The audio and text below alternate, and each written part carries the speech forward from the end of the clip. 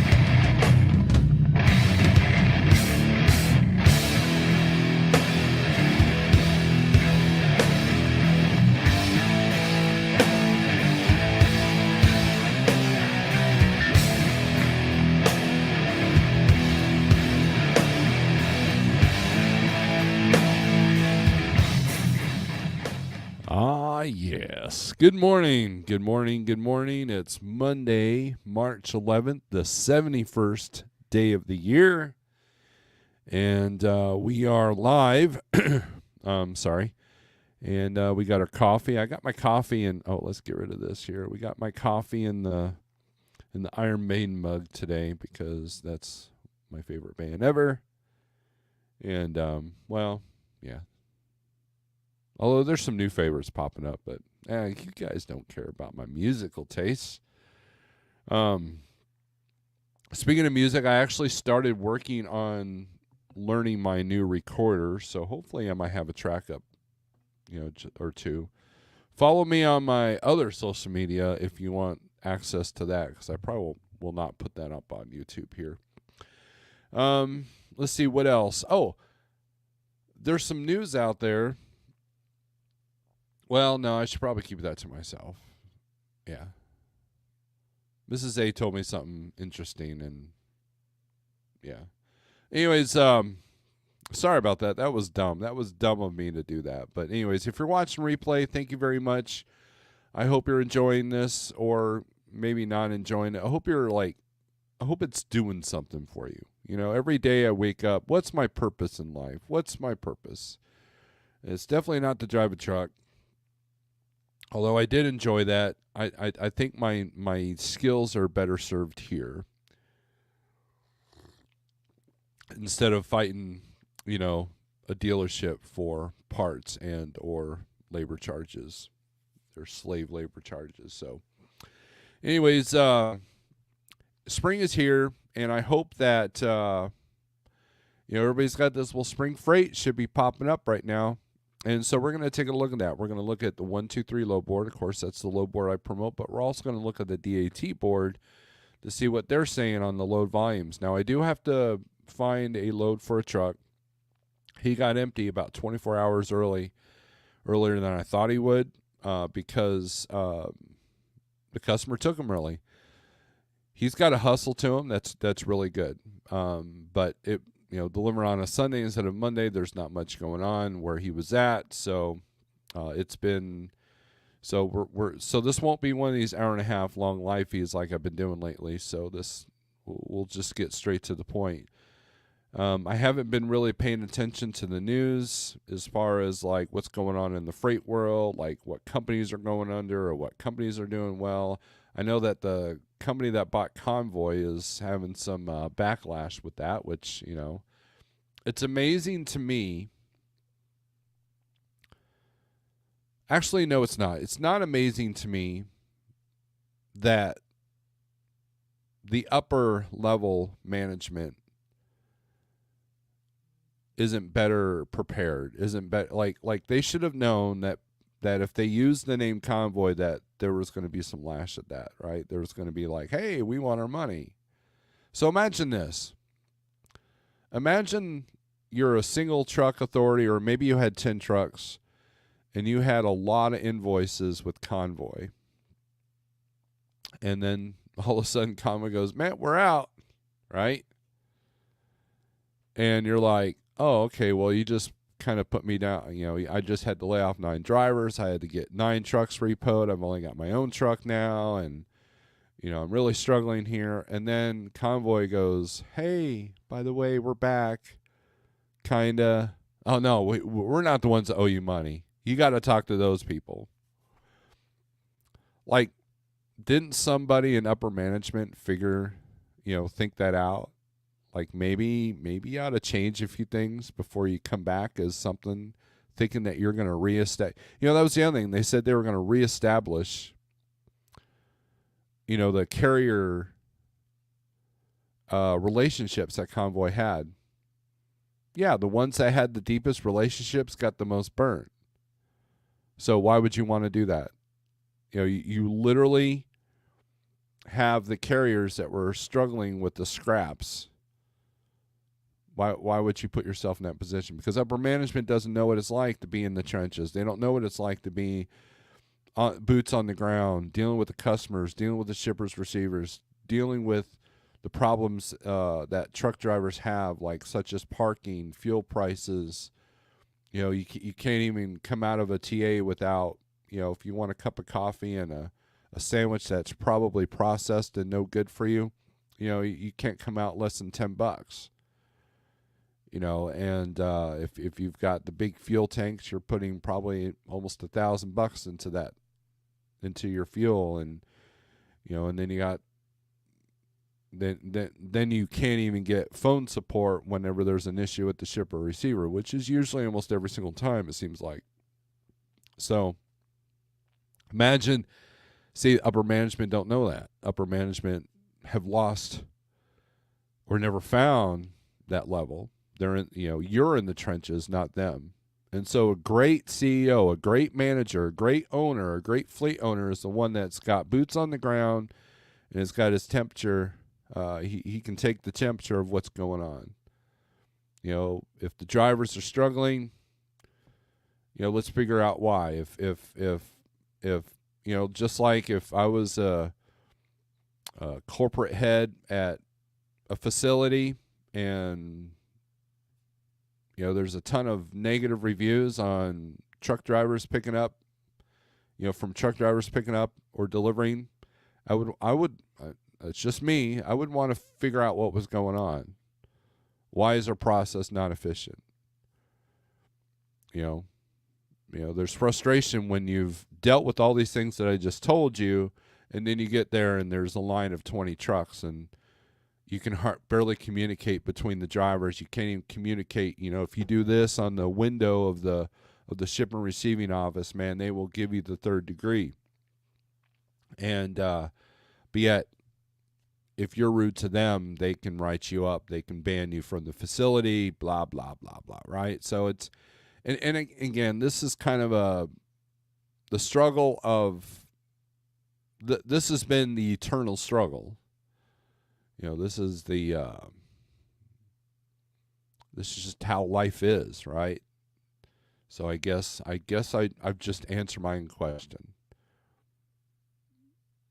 When you refuse to figure out what the workers are dealing with, these CEOs just don't know. Like, Coyote, UPS admitted that they didn't know what they were getting into when they bought Coyote.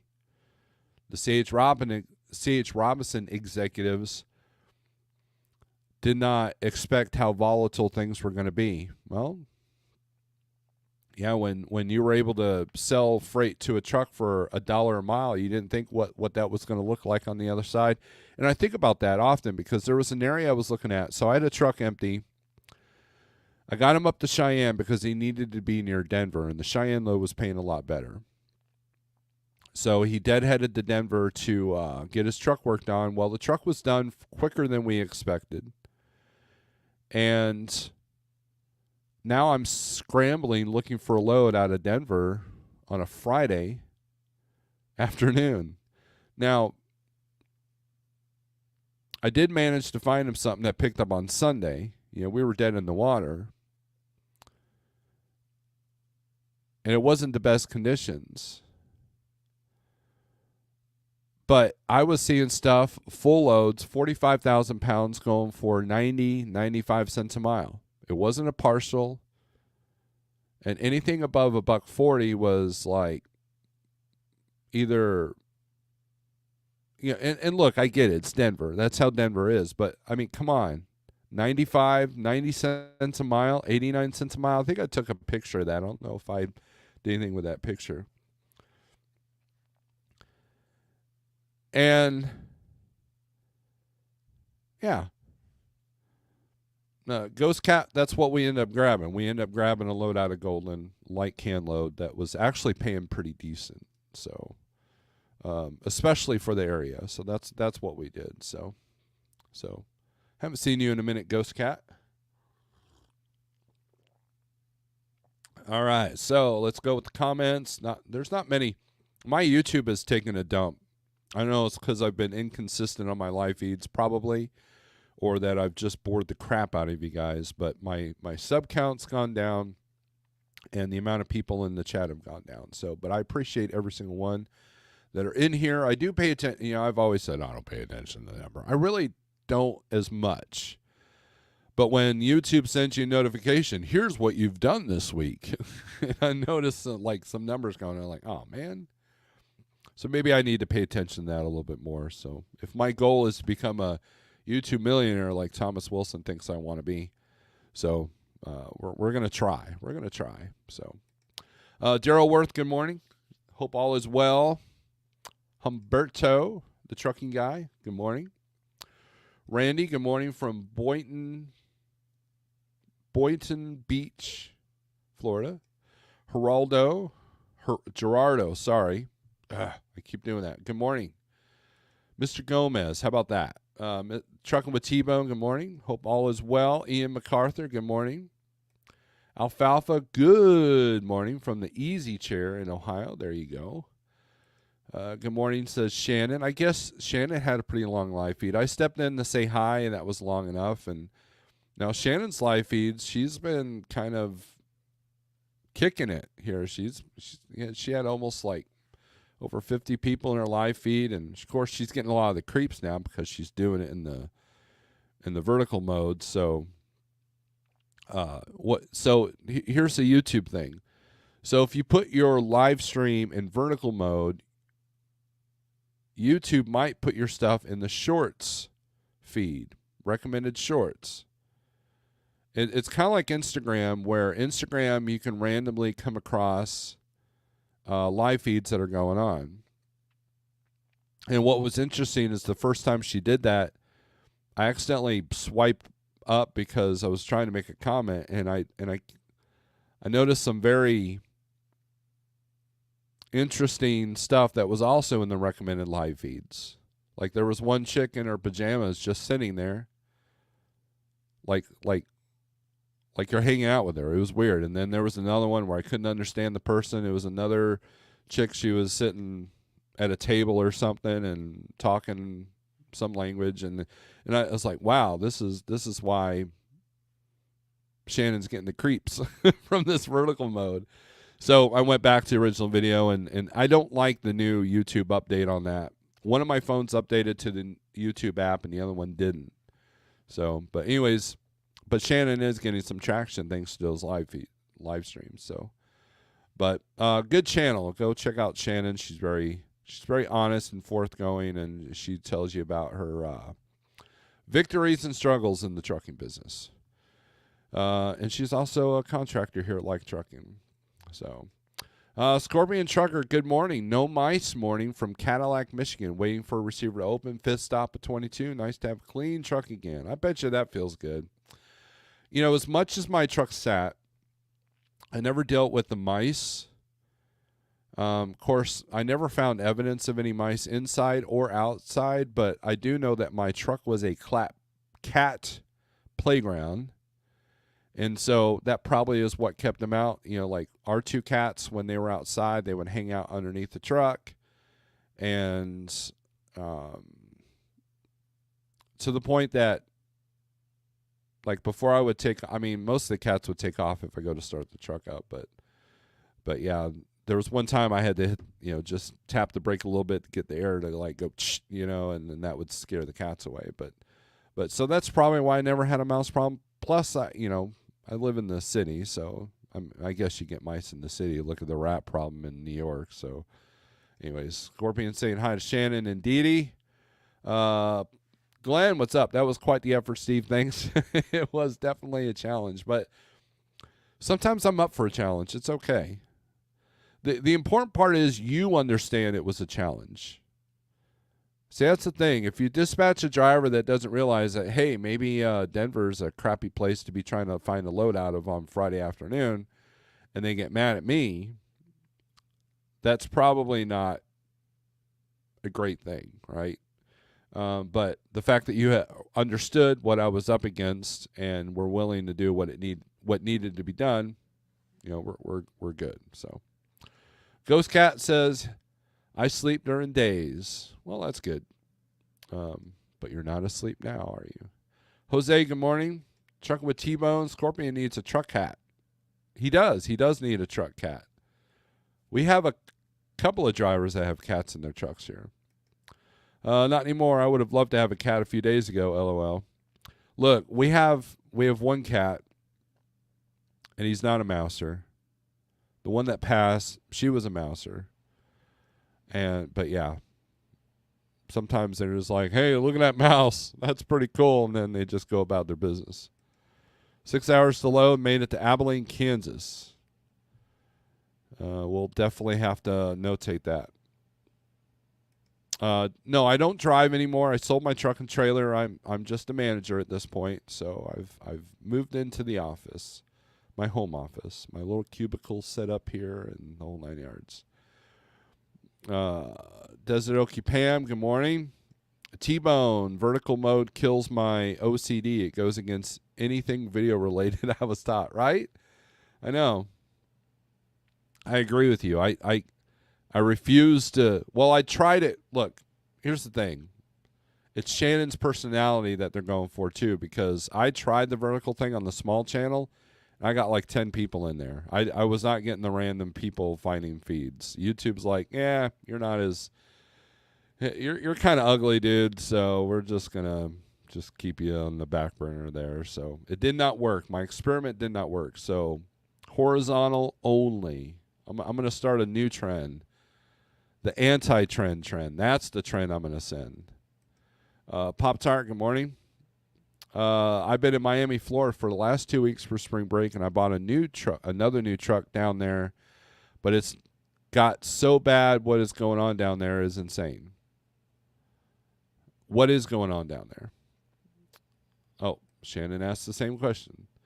The people who actually live there do not want anyone else there on Miami Beach, and they have the police literally stopping every single vehicle in and out. Yeah, because the last couple of years, actually since COVID, there has been some rowdy gangs that show up for spring break. And it's killed the tourism there.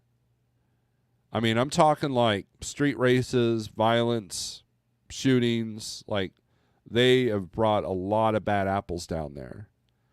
So, yeah. Miami's the last place. Fort Lauderdale, all of those places is the last place I would want to be for spring break. Because people are letting loose like they've never have before. And they are literally in a lawless where they're not afraid of the police anymore. So, yeah, I would definitely not want to be down there. Ghost Cat says, did you ever think you would be a professional YouTuber? You're really good at it.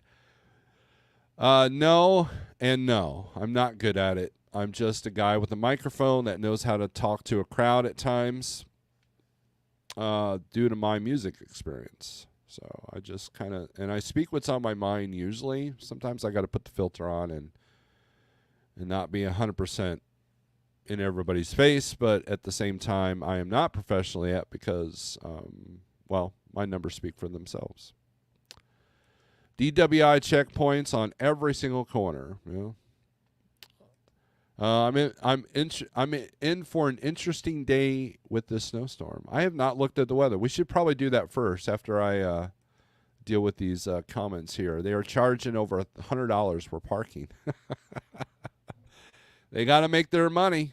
They got to make their money, right? So, Night Ranger, thanks for all the work. I love it. I enjoy the hunt. I enjoy trying to make sure that you guys are profitable. And we'll definitely, I've got a strategy for today, which is why this live feed won't be too long. But, you know, hardly any broker's going to be answering their phone. The click and goes even are kind of worthless at this point. So, like I said, we'll go over a few things, and then I'll get right to work for you. Pop-Tart, billionaires are controlling the entire beach. It's not like anyone's even going to have a sip of a drink there, and they're locking them up. I'm serious. It's bad. Yeah, we live. Look, remember all them. I don't know how old you are, Pop-Tart, but check this out. In the 80s, we grew up with these dystopian films, 80s and 90s. We had, like, of course, you know, everybody knows, like, Mad Max. I'm talking like the first Mad Max, you know, before nuclear war stuff, right? You got, like, first Mad Max, and then you got movies like Demolition Man and Total Recall and Running Man. Yeah, Running Man. And RoboCop, the first RoboCop, not that crap that they're spewing out now. The first original 80s. If you go watch the 80s original RoboCop and tell me that that's not, like, prophecy, right? Tell me that that's not prophecy. All these 80s dystopian films have prepared men like me at our age for what we're living in now. It literally has. And evidence is every time you turn on, you don't even turn on the news. Legacy media, kick them to the curb.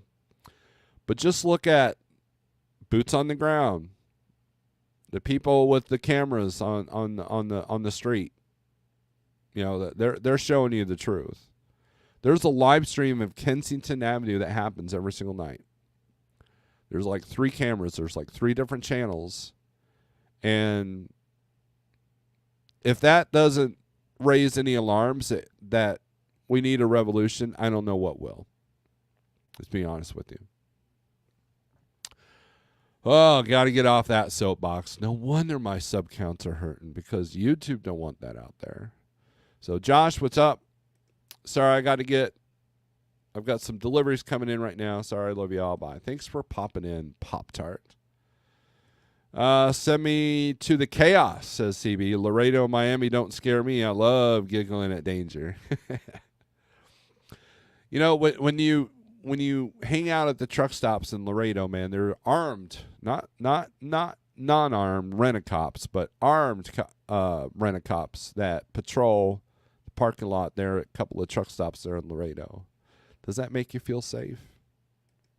Yo, no snowstorms in Florida. Absolutely not, Pale Rider. Dennis Rodman was Simon Phoenix, Demolition Man. Yes. No, was it? No. I don't think that wasn't Dennis Rodman. Was it? I don't know. Good morning, folks. Cool trucking. Enjoy the snow, Shannon. Haha, says Umberto. Good morning from Little Rock, North Little Rock at the Petro. I've been there a few times. STTN, gotta love Capstone. LOL, detention pay. Well, at least it will be a little warmer later at Jeff's house. Yep. Wesley Snipes. Yeah, that's what I thought. Wesley Snipes, not Dennis Rodman. Has Dennis Rodman even been in a movie? I don't think he had some interesting stories of Madonna when he was interviewed on Howard Stern. I will say that. Dennis Rodman. And then he had his little. Remember when he took a trip to North Korea and everybody kind of freaked out, right? Remember that? Dennis Rodman copied his character. Okay, that's what it was. All right, so enough of that. Let's see what were we gonna. Oh yeah, we're gonna look at weather real quick. Let's see what Shannon's dealing with. I don't even know where she's at. I guess I could look on the ELD, but I would just rather be surprised. Let's see.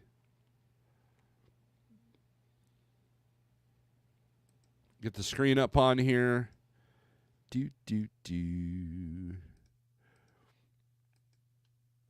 Oh, I can guess where Shannon is.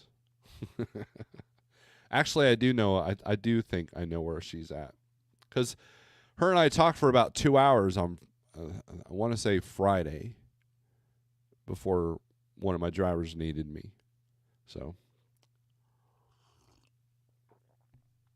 it looks like upstate New York, it's doing its thing right up here. So what's this pink over here? These are all red flag warnings, so that means that you're probably dealing with high winds in the Midwest there. Yep. Wind advisory. So, yeah, you got wind advisory throughout. Is that the right color? Man, I hate this. Oh, that's fire weather watch. So, obviously, it's a little breezy out here from the panhandle of Texas, northeast New Mexico, all the way through Kansas, of course, Nebraska, then parts of Wyoming, parts of South Dakota, and a touch of Minnesota and a touch of Iowa. But New York is where you have winter storm warnings. New York, Vermont,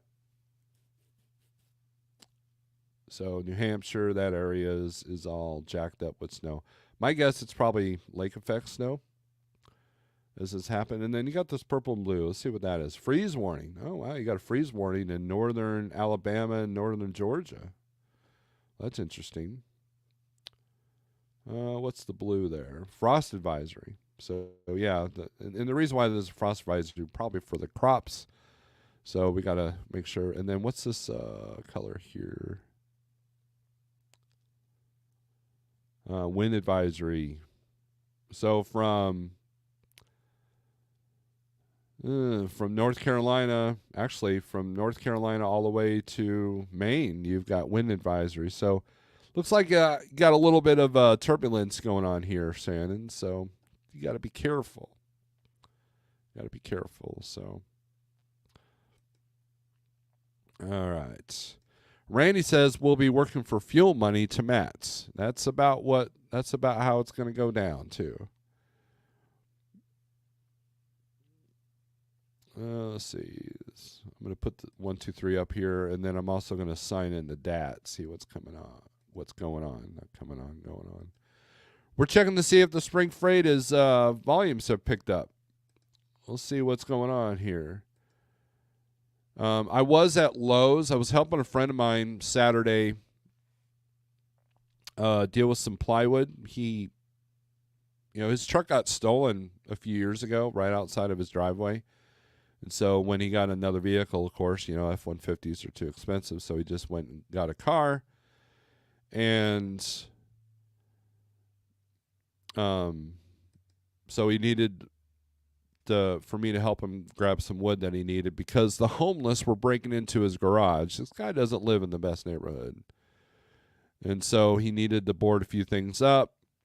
And so I went with him to Lowe's to help him pick up his wood. And anyways, Lowe's was busy. Like people are, and of course it was nice weather this weekend. Saturday was kind of chilly, but Sunday was nice. And so with the weather being nice, people are starting projects. So Lowe's, Home Depot, Menards, that stuff's going to pick up. All the lawn and garden stuff, and Walmart. Walmart essentially is going to wake up. So, but a lot of that stuff was shipped earlier this year, but it should be hitting the DCs pretty close. So Shannon says she's in Vermont. Max Velocity and Ryan Hollyall YouTube channels are the best for weather. They predict bad weather about a week in advance. Yes, they do. I agree with you 100%. DIY Semi, good morning. congrats on DIY. He was able to raise $7,500 for his polar plunge that YouTube took off the air. Evidently, there was a song playing in the background that they didn't like. So he took a hit. But anyways, congrats on DIY for that. I missed it because I was busy helping a friend of mine. So good on you, my friend. Good on you.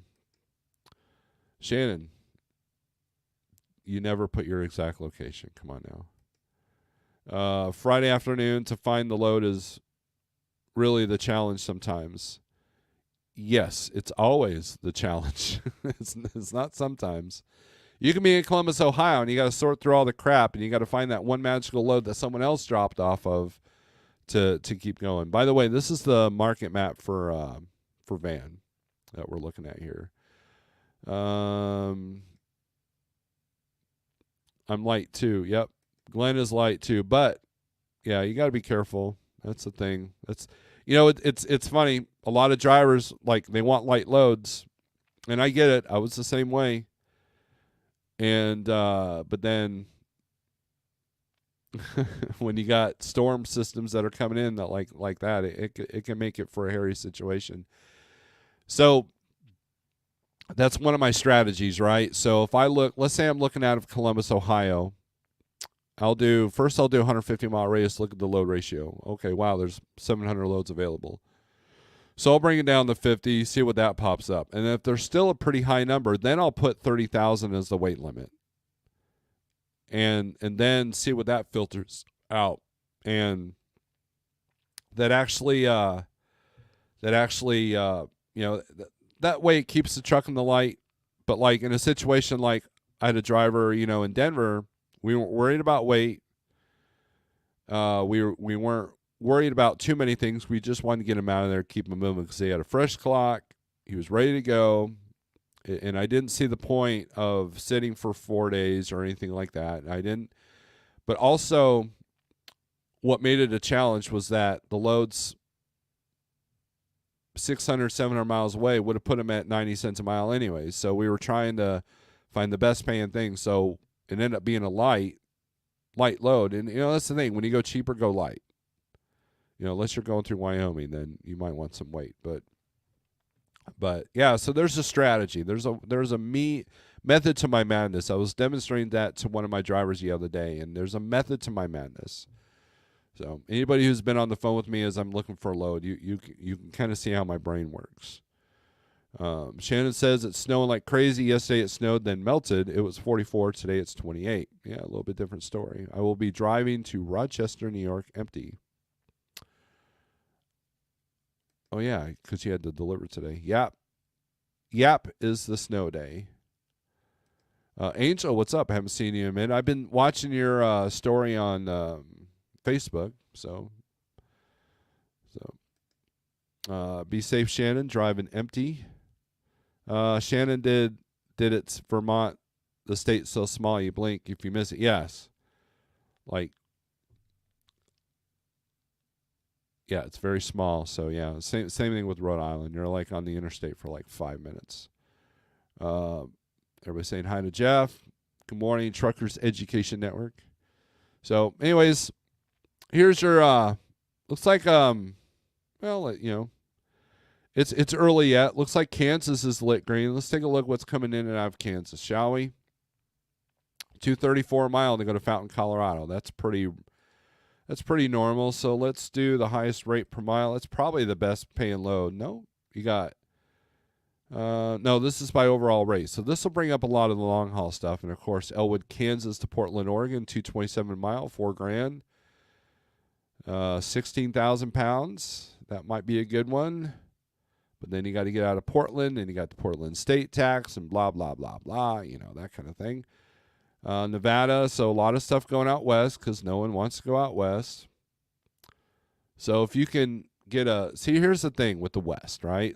Well, we use Denver as an example, or we use Portland, Oregon as an example. If you can get some kind of steady gig that comes out of Oregon, you're always going to make good money going into Oregon, right? So if you can get something decently paying to get you back, or at least help you two-step back to the Midwest, That is a good system. I've used that system with one of the trucks, one of the outside carriers I was dispatching. And it's a good system.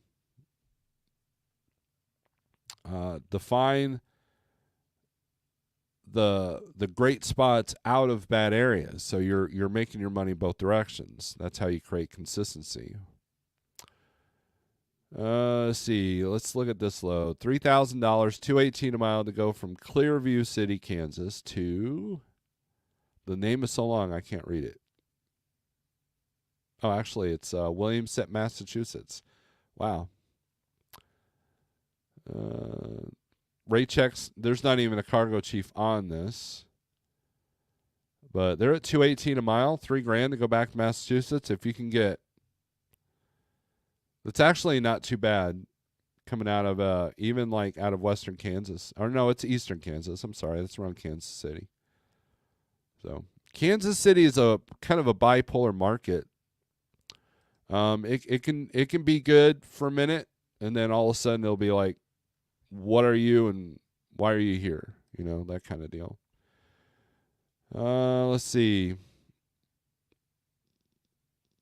ISG is putting up a lot of loads up here. A lot of them going to Massachusetts. So let's say that you live in Kansas. Grab one of these, talk to that broker, say, hey, how often do you have these? And so if you can go straight back to Kansas and then grab another one of these scheduled and go back, that might be a good thing for you. You know, but you got to make sure that you can profit off this load. So let's go back to one of these Williamson, Massachusetts loads. Let's see what our tolls are. Let's see what the profit margin is. Let's see.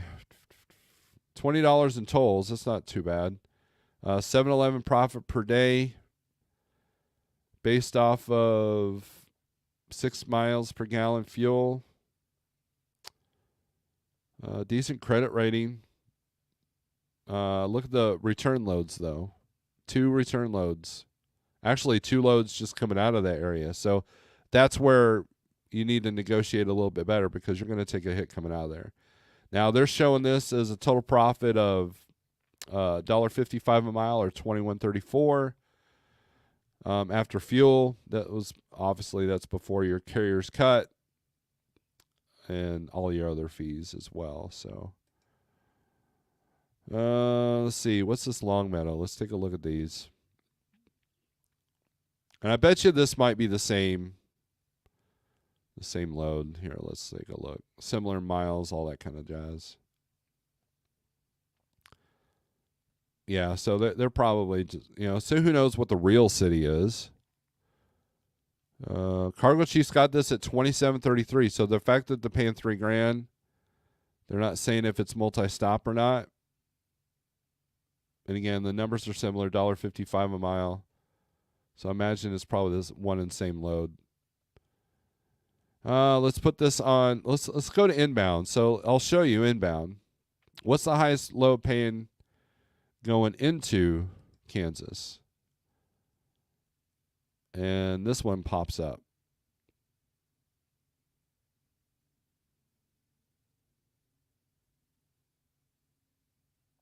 Oh, it's got 2 extra stops. Independence, Oregon to Olathe, Kansas. So they're at 3,900. So depending on these extra stops, drop trailer anytime Monday, ready to pull 4 p.m. Tuesday. Oh, ready to pull 4 p.m. Tuesday. Sorry, I read that wrong.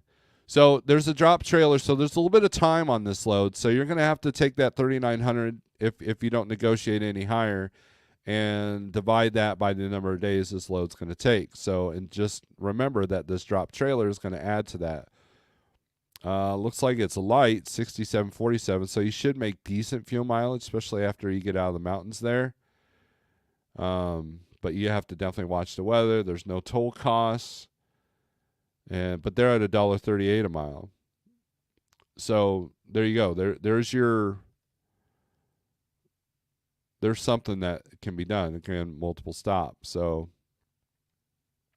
everything else is in the $1.70s out of California.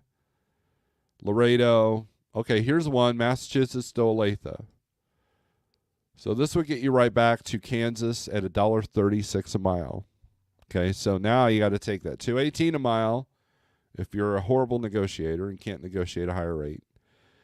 Actually, it doesn't matter if you're horrible or not. Sometimes they just won't come up off the money. And then do the overall rate over both loads to see what this would do. Now, notice it says cost per day reached. No, because it's only $1.36. It's only $1,900, and then you've got an extra pickup to begin with. So this is some of the stuff that is a big sticker shock when people first enter the spot market. So you take this load. Freight bills, according to Cargo Chief, are going for about $2,300 on this normal load, if this was a normal load, but you got 2 pickups here. And then you're on this load for basically 4 days at $1,900. Now, it's Massachusetts, so you're not going to get a killer rate anyways. But the fact that they're having it lower than what it normally goes for, and there's an extra stop in it, shows you what you're dealing with. So would you call in this load or not? Would you even bother with this? And maybe you know a person at Triple T. Maybe you have an agent there that works with you. But our cost per day that I've set up here is $358 a day. This is at $306. So it does not reach. So you would lose money on this. But depending on how much you got going into Massachusetts from the other Kansas, from the outbound, then, you have to put them all together. But this one, I would just look elsewhere. You got loads coming out of PA, Indiana, Michigan. So then you got Edmonton, Alberta to Kansas City, $1.15 a mile to come out of Canada. See, this is why you got to have your costs together. This is why you got to know your costs, because these brokers, these shippers don't care about your costs, because we all know that it costs more than $1.15 to run a truck. Even the people that have their act together, $1.15 is pushing it. So, but let's take a look at volumes, right? So let's take a look here. We're on the DAT board here. California is almost evened out, but not quite. Georgia's got 1843 coming out, more coming out than in. So you should have a better chance of getting decent freight out of Georgia. Arkansas looks good. Alabama, not so much. Although no, I'll leave it at that. Illinois is not looking great. $14.90 in, $11.95 out. Indiana, $9.35 in, $11.68 out. But because of Illinois, it's going to soften Indiana a little bit. Kansas is showing 300 in, 389 out, which it was green on the 123 low board.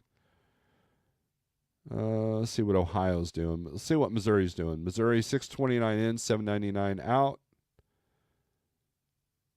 Mississippi's looking good. North Carolina's even. New Jersey's upside down, 621 in, 592 out. Ohio's 1338 in and 1701 out. So Illinois kind of slowed down a little bit, but Indiana and Ohio are making up for it. Oklahoma's 390 in, 250 out. And PA is about even, 1351 in, 1220 out. Tennessee looks good, 1068 out, 878 in. Texas has got more out than in, but so they're paying a little bit less to go in, but they're paying a little bit better to come out. So not too far off from what this is showing. Let's take a look at Missouri. Let's see what's coming out of Missouri today in the van world. Sort this by highest rate, see where the long haul stuff is going.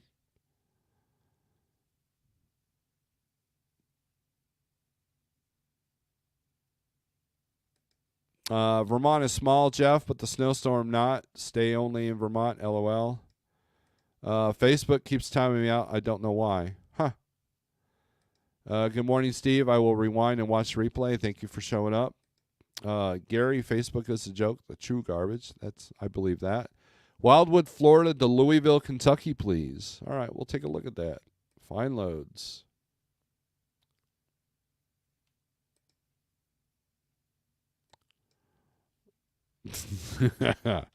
You'll be lucky to get fuel money there, buddy.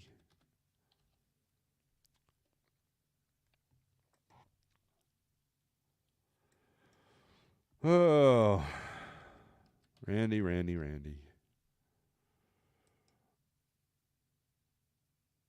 Now, Louisville's not for a while. Like, you got literally a week and a half. So, it doesn't take that long. So, unless you're not plan on leaving until like Monday next week. Not much. Cocoa to Henderson, Kentucky, $1.03 a mile. Here's what I would do, Randy. When you're leaving, Randy, that's the thing. That's the important part. If you're leaving like on Tuesday, then yeah, you're stuck with this. And these are all for next week. Look at that. Now, so here's what we have to do. We have to edit our search. And we need to bump this up to 200 miles on each end.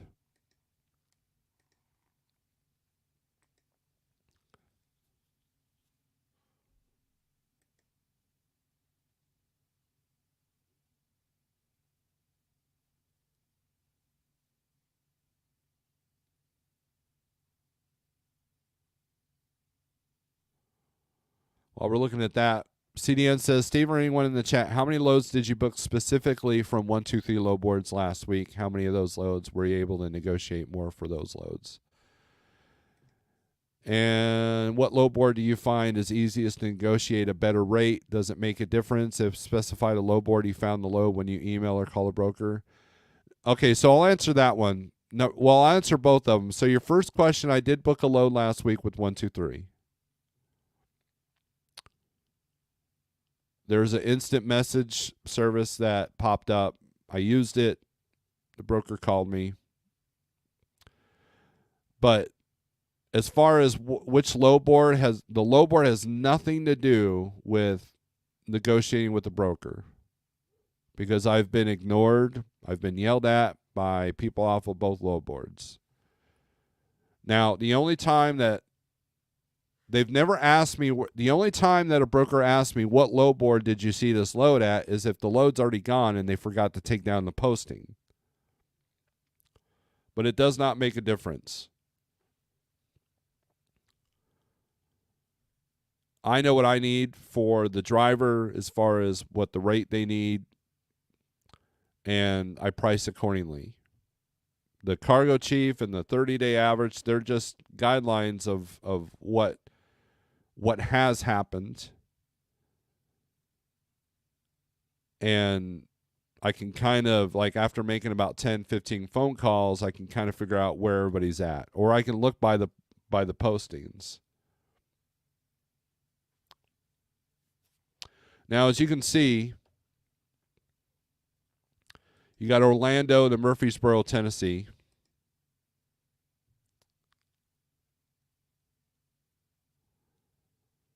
And my internet is slowing down a little bit. Cost per day is not reached. $650. Rate checks at $804. Cargo chiefs at $1263. $1.86 mile. 20,000 pounds. See, so my thing would be to two-step this. Grab something out of Florida to Atlanta, and then maybe Atlanta, or go somewhere else, and then find yourself to Louisville, because you're going into the Midwest, essentially with Louisville, kind of. So.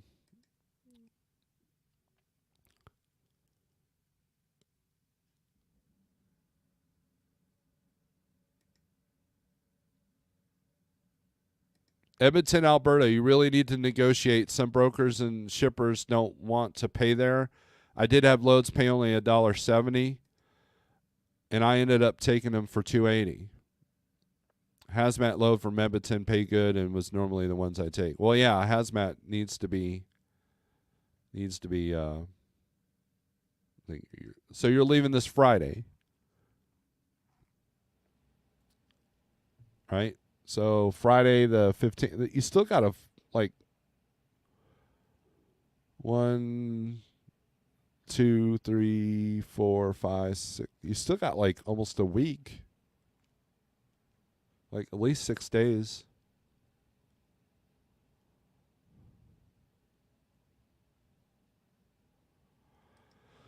Steve, take the load from anywhere in the 48 states to Alaska. You will see some loads pay very good. To Alaska? No, they don't pay enough.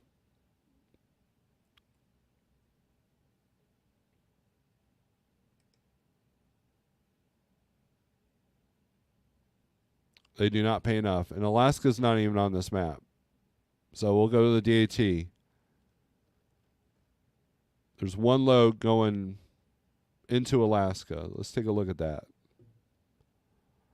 Knoxville, Tennessee to Anchorage, right? They don't even have a they don't even have a rate on this.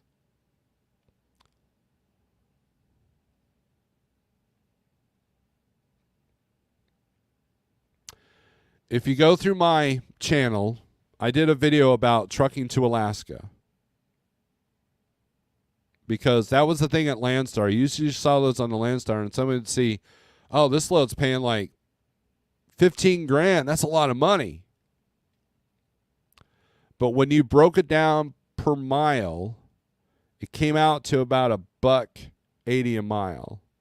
And back then I wasn't doing the rate per day thing, but I don't know what it would break down rate per day. Because what you have to realize is if you go into Anchorage, you're not getting anything out. If you do get something out, you've won the lottery. Go scratch off a ticket or two. Because your luck is good, right? And so you're deadheading about another 2,000 miles to Seattle. And then the rates coming out of Seattle are crap. So at the end of the day, you're putting a lot of risk at your equipment, a lot of time, for the same amount of money you can make running the lower 48. Now, there was a time where loads to Alaska paid about 25, 30 grand with the old fuel prices. Those were the loads to take. But even then, you're putting your truck through a lot of torture.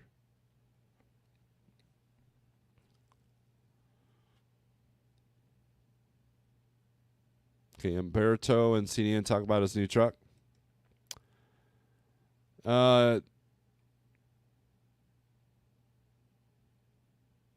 You will find loads, good ones, believe me, on DAT and Landstar. Depending on how much they paid, right? So that's the thing.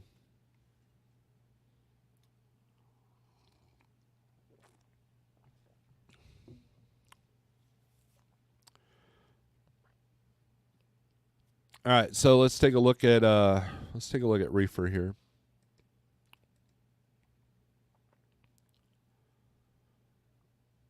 Idaho, Utah, Arizona have lit up. No doubt that's probably produce. Take a look what's coming out of good old Idaho. Here we go. Nampa, Idaho to Darien, Wisconsin, 204 a mile to get $2. To get above $2 out of the West is good. Cargo Chiefs got it at 38. They're at 34. Green Screens has it. The AI's got it from 44 as low as 38. So they're still fairly lower. -10. So that might be frozen fish or frozen potatoes. Frozen fish out of Idaho. Yep, there are some farms out there.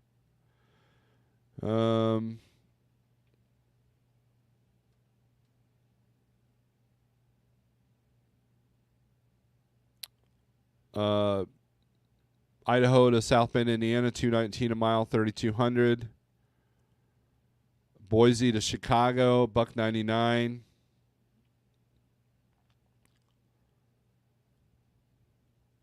Paying a little bit better per mile to go into Texas and California. Let's take a look at sort this by highest overall rate. See what the highest paying load is. $5,900 to go back to Connecticut from Burley, Idaho. So it comes out to $246 a mile. Let's take a look at that one. I bet you there's some tolls and other expenses.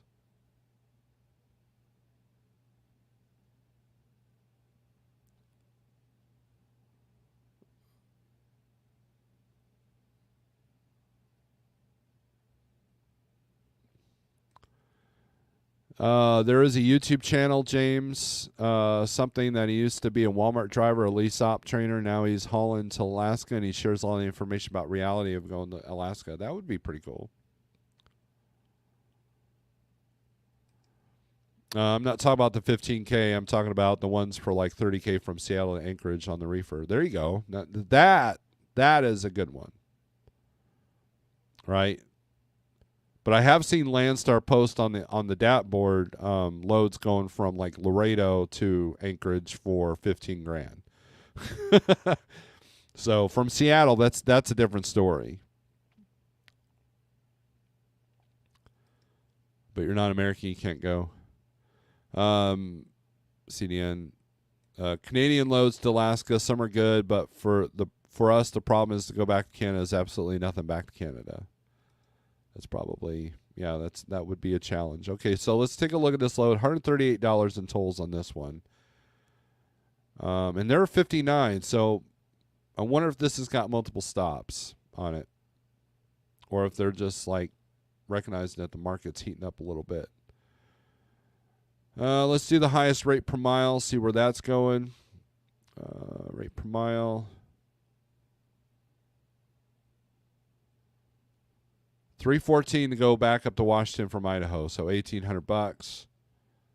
California, Connecticut is up there. That one, California, Texas. Here's one to Philly, $5,000. Philly wouldn't be too bad. You got Hershey up there, you got Candy up there, and it is, getting close to Easter. I imagine the Easter candy's already shipped. $5,000. Cargo Chief's got it at $6,000. Let's see what the tolls are on this one. $226 in tolls. So negotiate those in, and you'd be all right.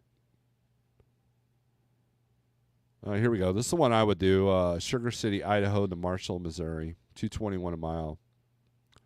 No tolls. It puts you in a good market, and you're not having to worry about the East Coast stuff yet. So,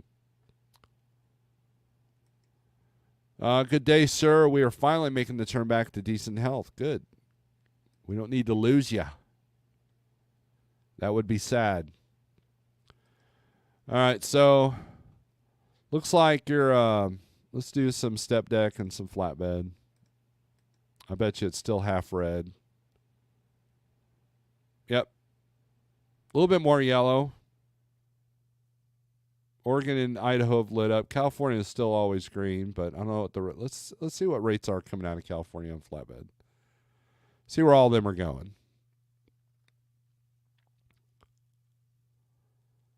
Highest paying per mile is $395. Eureka, California to Oregon. Of course, it's all staying out west. So let's do the longest rate here. Let's do the long haul. Highest rate. North Carolina, $202 a mile, $5,100. $1.71. Man, these look like van rates. Paris, California to Baltimore, Maryland.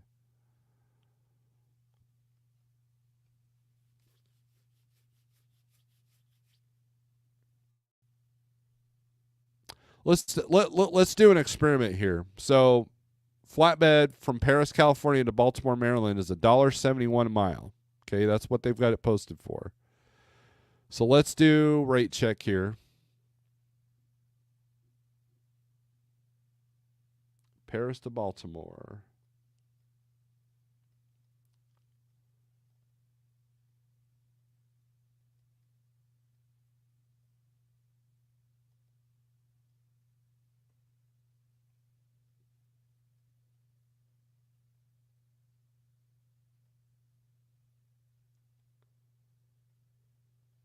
If I can find it. Wow. Market rates. Did they change how it looks? No.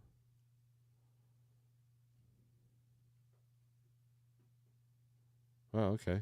They've changed it. All right. So Paris,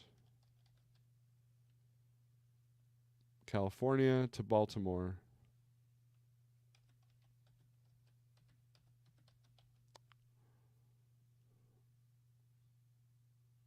Maryland for van. So remember, $1.71. Oh wow, they did change this. $1.66 is what they're showing, based off of 15 reports. Wow, this is pretty cool. I have not explored this yet. Wow, I'm gonna have to dig into this a little bit. But Cargo Chief's got this at about $1.87 a mile for van going out from California to Maryland. So not much different from van. So all you people that left van to go to flatbed, unless you're doing something specialized, you're hurting like everybody else.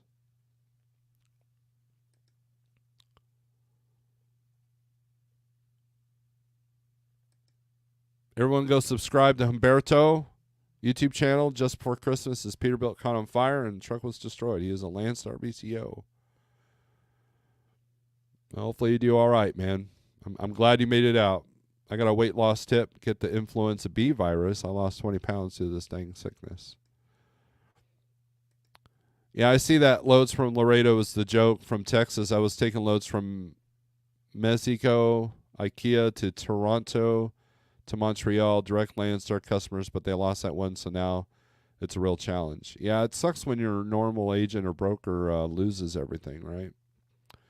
So anyways, I'm going to have to explore this market rate tool. They've improved on this versus just the rate check. Thought I was losing my mind. So, well, I have lost my mind, but who cares, right? Anyways, it's Monday. I hope you guys are gonna do okay. I hope you had a okay weekend. If you ran, I hope you it was profitable. If you had to park it, or if you're at home, I hope it was restful and you enjoyed your time, because that is what's most important. It's like, how do we live this life? Don't be a slave. So with that being said, strength for today, hope for tomorrow. Aggression turns to screws. And thanks for watching. We'll see you Wednesday. Peace.